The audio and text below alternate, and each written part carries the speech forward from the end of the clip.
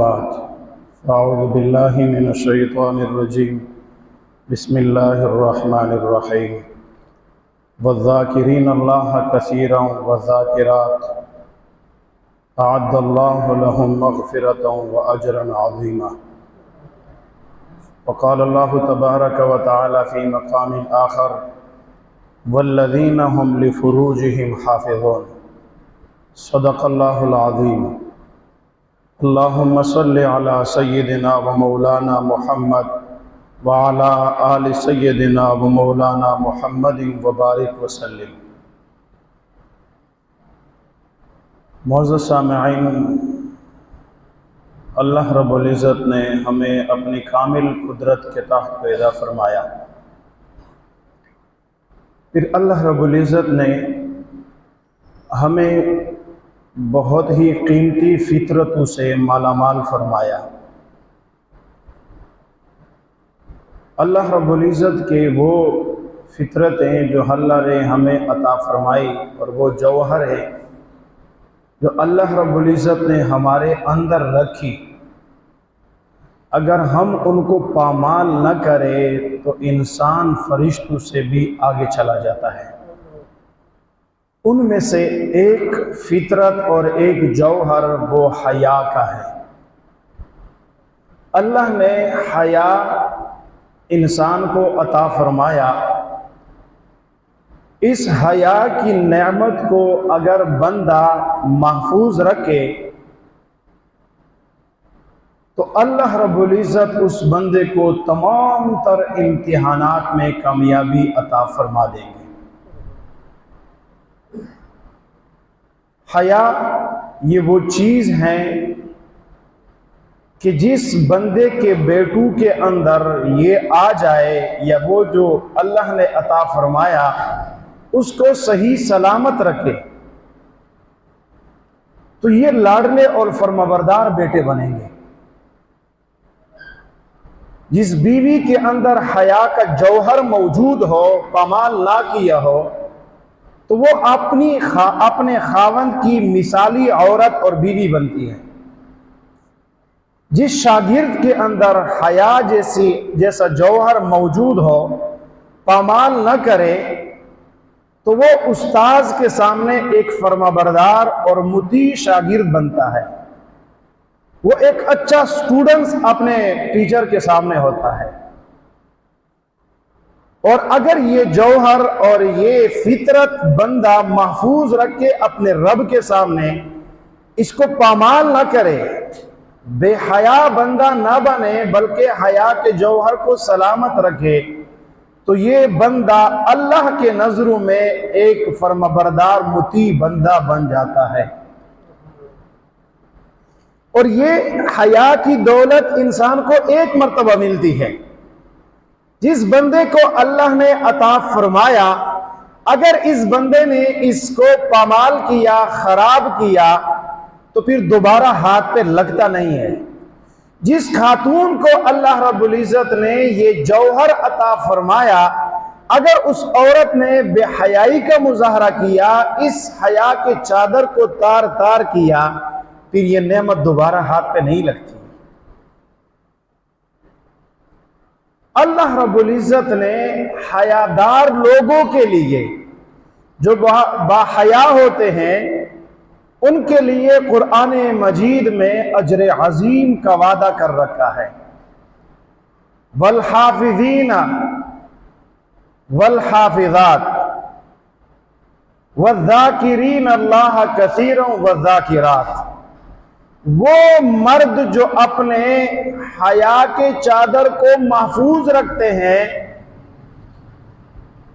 اپنے فروج کی حفاظت کرتے ہیں، اور وہ خواتین جو باحیا ہو، پاک دامن ہو، عفیف ہو، اور وہ مرد جو اللہ کو کثرت سے یاد کرنے والے ہو، اور وہ عورتیں جو اللہ کو کثرت سے یاد کرنے والی ہو، اعد اللہ لہم مغفرہ واجرا عظیما، اللہ نے ایسے لوگوں کے لیے مغفرت کا وعدہ کر رکھا ہے اور اللہ نے اجر عظیم تیار کر کے رکھا ہے۔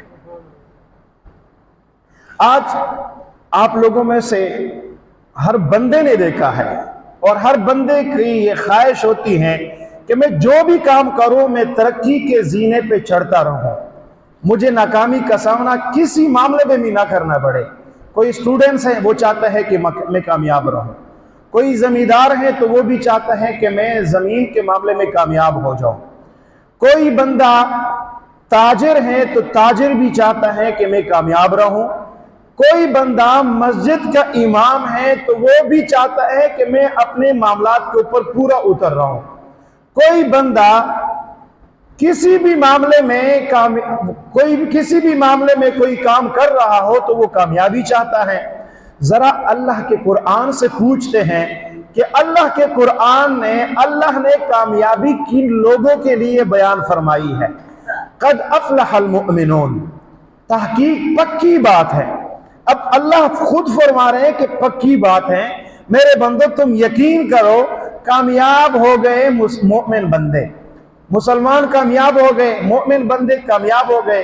کون سے ہیں مومن بندے؟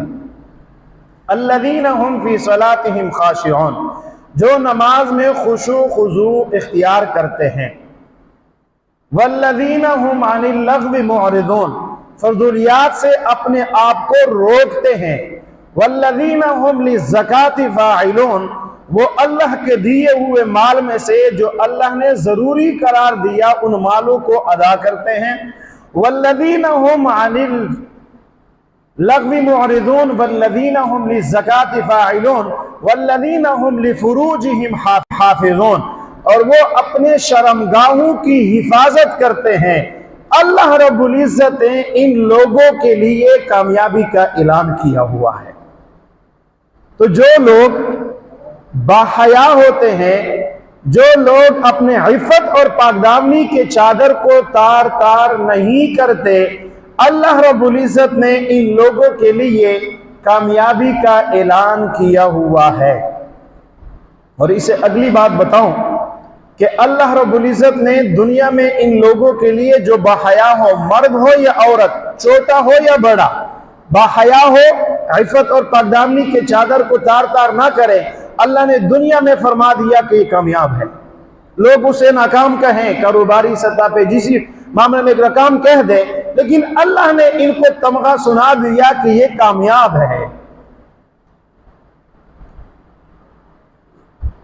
اللہ نے ایک تو ان کے لیے کامیابی کا اعلان کیا ہوا ہے۔ اس سے اگلی بات کہ اللہ رب العزت ان لوگوں کی دعاؤں کو رد نہیں کرتا۔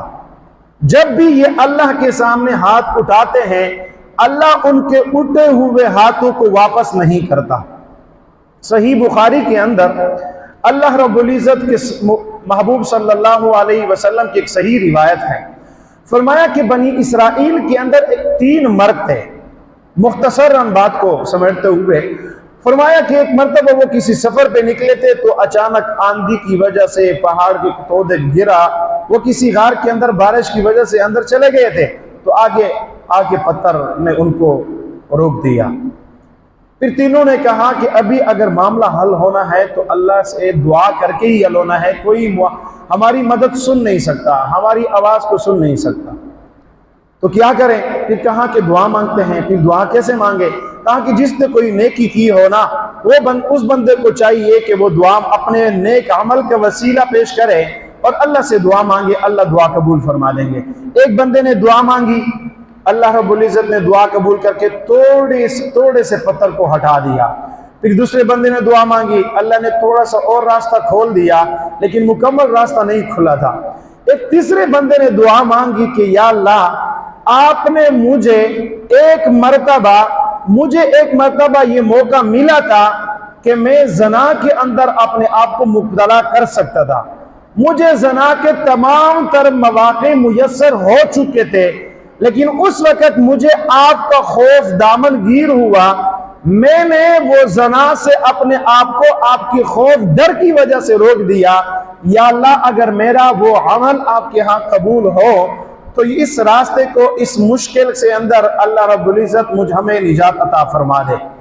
اللہ رب العزت کی اس بندے نے دعا کرنی تھی، اللہ رب العزت نے ان کے لیے راستہ کو کھول دیا۔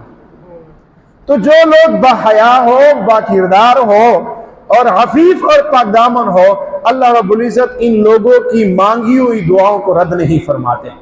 بلکہ اس سے اگلی بات بتاؤ، اگر لوگ عفیف اور پاک دامن ہو، مرد ہو یا عورت، چھوٹا ہو یا بڑا ہو، اگر کوئی بندہ عفیف اور پاک دامن ہو، لوگ ان کے واسطے سے، ان کے وسیلے سے مانگی ہوئی دعاؤں کو بھی رد کے اثرات محسوس نہیں کرتے۔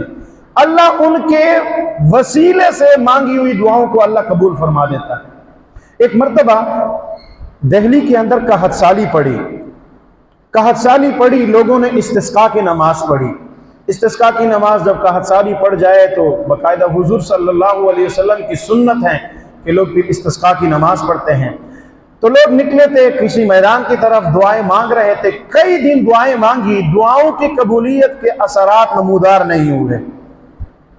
پھر ایک مرتبہ ایک نوجوان کسی راستے سے اونٹ کو لے کر ایک خاتون کو اونٹ پہ بٹھا کے گزر رہا تھا، تو پوچھا کہ یہ کون لوگ ہیں؟ تو کہا کہ اصل میں بات یہ ہے کہ یہ لوگ قحط سالی پڑ چکی ہے، دعائیں مانگ رہے ہیں، دعائیں قبول نہیں ہو رہی، نہ بارش نہیں اتر رہی۔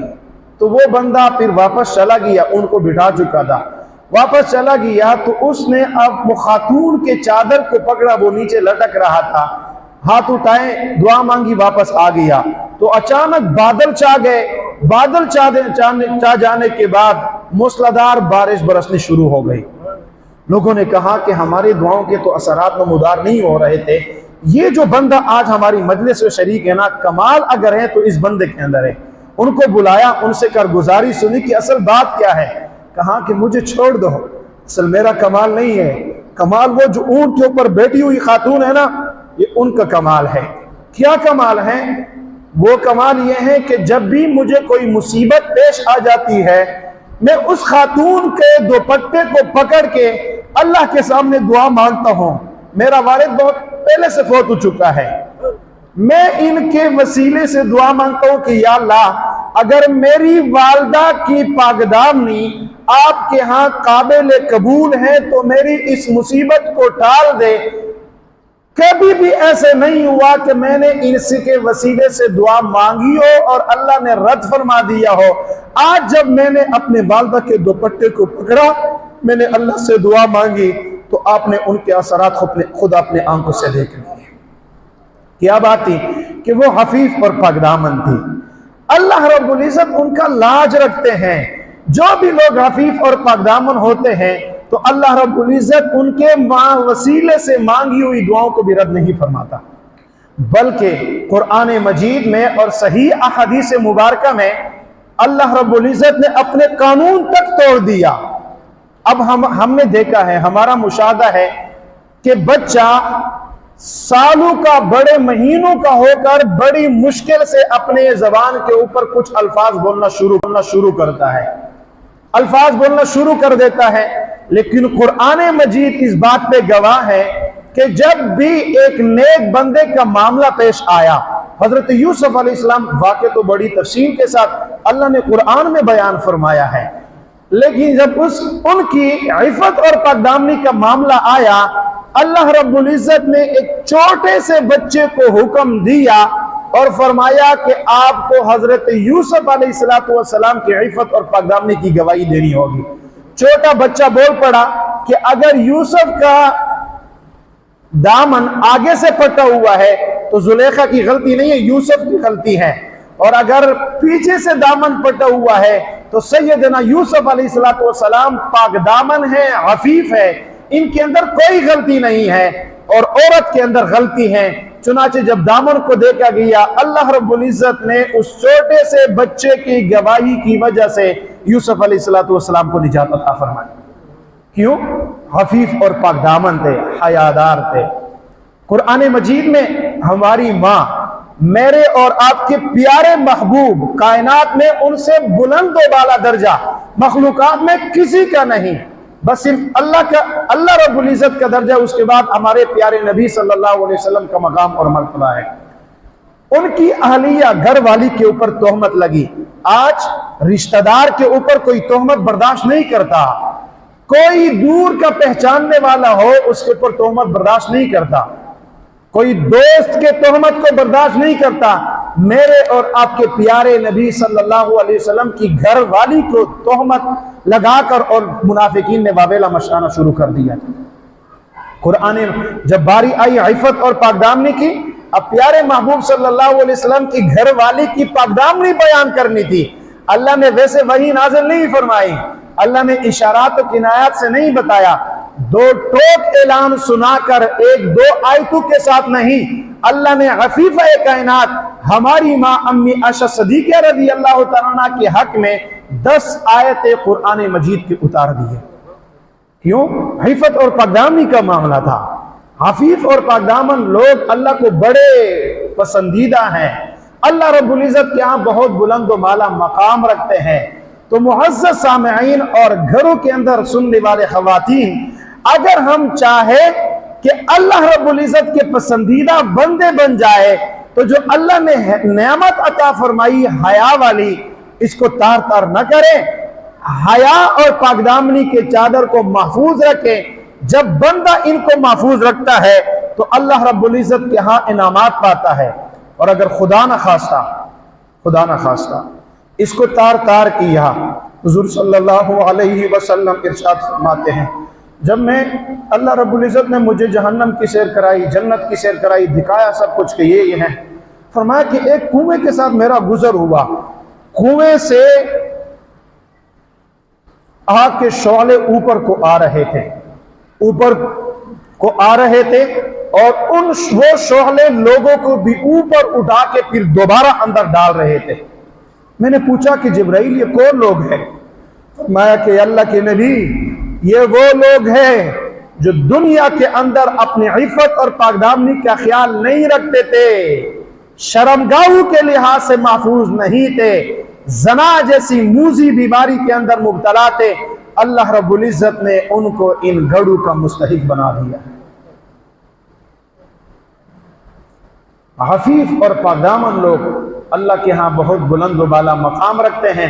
اللہ رب العزت سے دعائیں کہ اللہ ہمیں عفت اور پاکدامنی والی زندگی عطا فرمائے.